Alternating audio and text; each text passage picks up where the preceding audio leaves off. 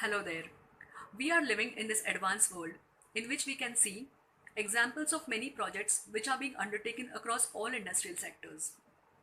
Every project comprises of an exclusive set of activities which will be unique for a particular outcome. The project also needs to be completed within a finite time frame. That is, it will have a start and a finish. And between these 2 points on the time frame, you will see that the project will pass through various stages. Let's begin with that. This is called a project life cycle. The first stage is that of a project selection. In this case, the project needs are identified based on the strategic objectives of the organization or the company which is involved in it. The project will be selected and authorized with an aim in mind to have some or the other benefits after its completion. In this stage, the project manager will also be appointed.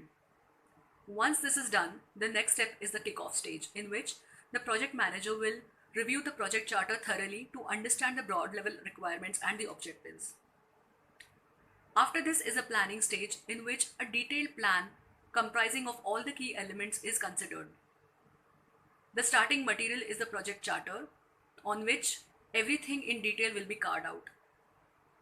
Once this is done, you move on to the implementation stage, in which the detailed plan which has been developed in the planning stage will be used as a guidance for executing all the activities accordingly.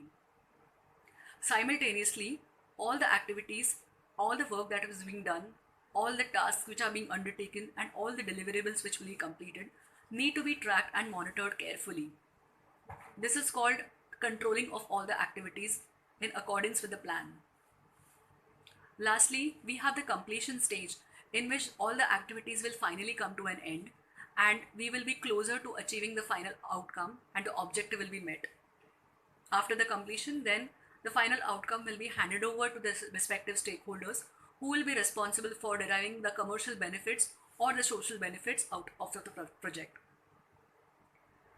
In my course on an online platform, I have explained all the details of the project life cycle.